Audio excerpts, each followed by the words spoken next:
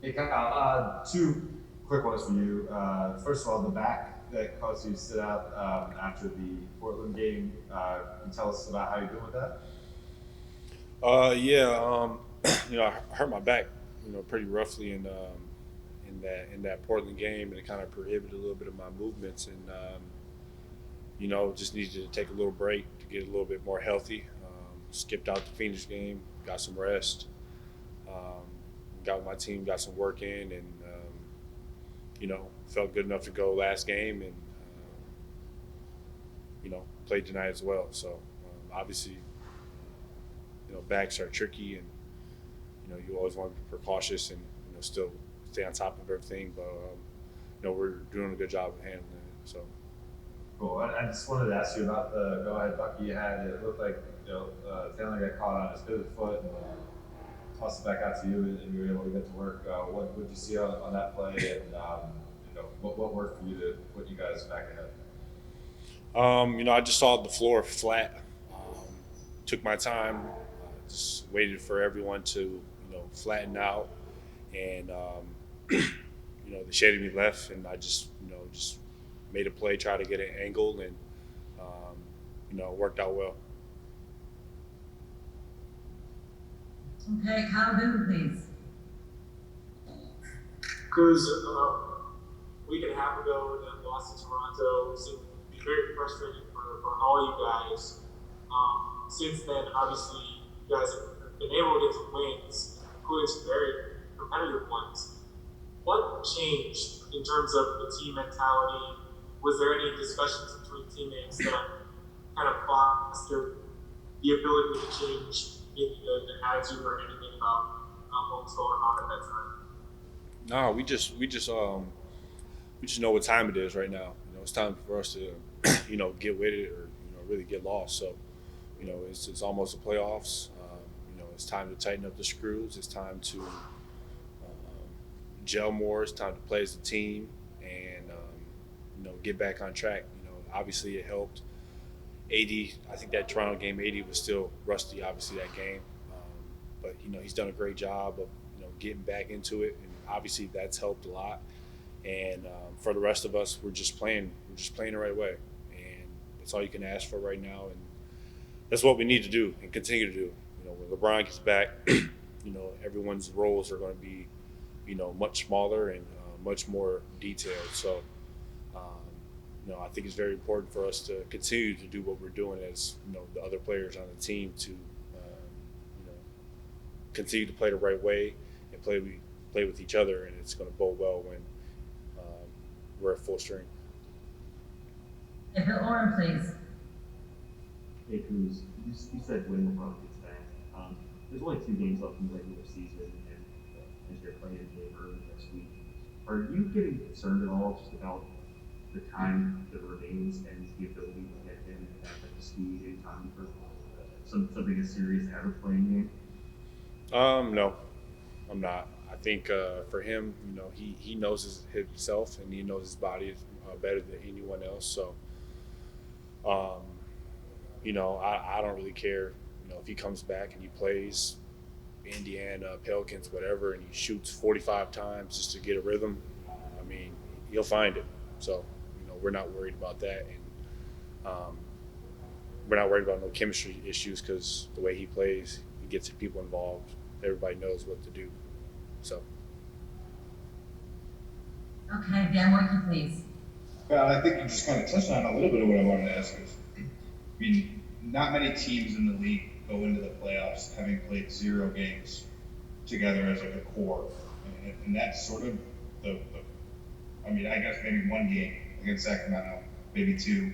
Um, what's it like to be in that position? I guess, and like, does the confidence just come from sort of the IQ that LeBron plays with? Is that what makes it okay?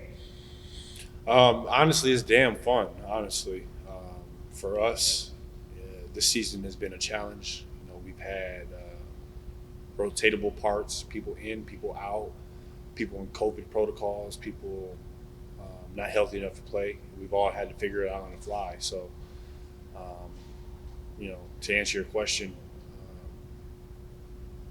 obviously LeBron's come back in his IQ, but we got a lot of guys on the team that have a high IQ basketball, that know how to play the game of basketball. So I think when you gel all that together, the process will be quicker. Obviously, we don't have that long together, and obviously the playing game, whatever. But I think we'll be all right. Okay, last two questions. We're going to go Amanda Sturline, please.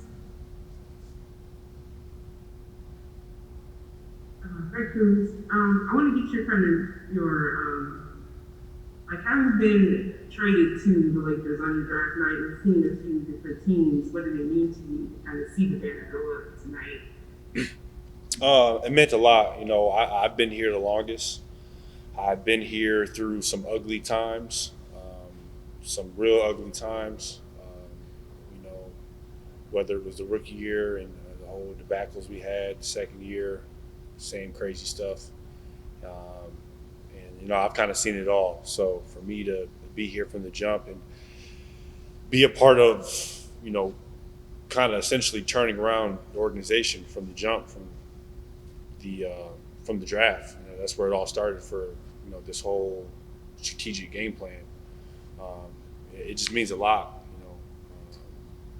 Being just a kid from Flint, Michigan, I never really thought about raising banners in Staples Center, so it's real surreal to me, and I'm just really grateful that I'm able to play the game that I love and contribute at a high level to winning.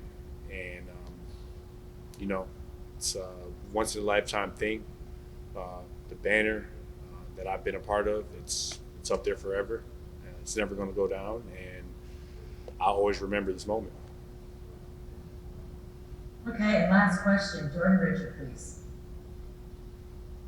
Kind of piggybacking off what Amanda said, just talking about the journey, in college, averaging 3 points, and then going to your junior year, averaging 16, and then just getting winning a summer league title, and then also winning this title. Can you just talk about a little bit of your journey, just coming across and making strides to be the player that you are, and then also winning the championship? I just love the game of basketball, plain and simple. My freshman year in college, didn't play at all really. Played 5 to 7 minutes a game on a Sweet 16 team. Could have transferred, but for me, I just stuck with it, and just continued to build and build and build. Eventually got to the NBA, and had a lot of adversity since being here. Role changes, and obviously the big dogs coming here, and my role diminishing more and more. But I'm a strong person. I'm from Flint, Michigan. I've been through a lot. And, nothing really is too big for me. I love to grind. I think there's this misconception about who I am as a person, and people don't think I love basketball and how I dress and how I dye my hair and everything else. But if you really watch basketball and you understand where I was my rookie year into how I am now, I really turned myself into a complete all-around player.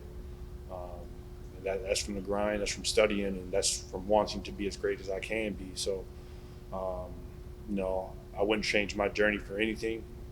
I think it's been very valuable to me. I think it's been very valuable to take a seat and watch Bron and AD play. I think that's helped me tremendously in my growth. And I'm looking to continue to keep getting better and better. That's all it's about.